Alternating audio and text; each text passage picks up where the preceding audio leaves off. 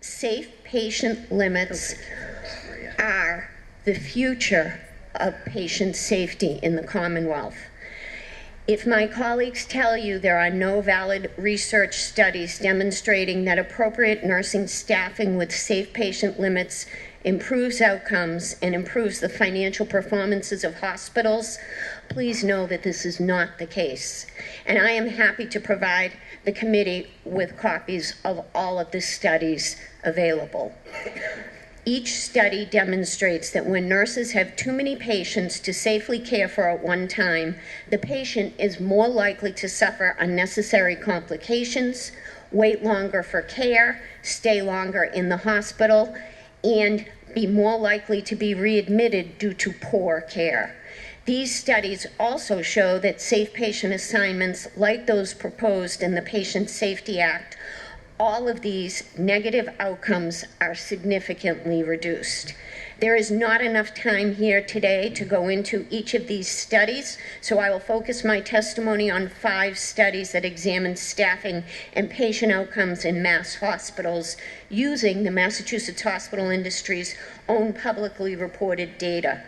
A study of 59 Massachusetts hospitals found a strong association between nursing staffing and patient outcomes related to catheter-associated urinary tract infections. Timely urinary catheter removal was significantly greater in hospitals with more licensed nursing per patient. Other studies of hospitals in Massachusetts, California, and many other states link satisfaction with pain management to safe patient staffing. Another study in Massachusetts hospitals shows the number of patients in emergency departments care is directly related to how long patients wait for treatment. A 4th study examined the variances in outcome measures associated with 30-day pneumonia readmissions from Massachusetts, California, and New York. Patients readmitted within 30 days for pneumonia increased the length of stay by 7 to 9 days, and this increased the crude mortality rate 30 to 70%.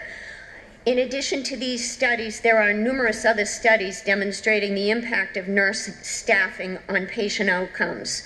A 2013 study found hospitals with higher nurse staffing had 25% lower odds of preventable readmissions to hospitals. I will conclude my testimony by citing one final study that found that increasing the proportion of nurses without increasing the total number of nursing hours per day could reduce costs and improve patient care by reducing unnecessary deaths and shortening hospital stays. The study's authors concluded whether or not staffing should be increased depends on the patient values and payers assigned to avoided deaths and complications. I ask you today to reflect upon the value that we here in this Commonwealth place on avoidable deaths and complications. And I ask you to think about that as you make your recommendations on these 2 pieces of legislation. Thank you, Mary. Thank you very much.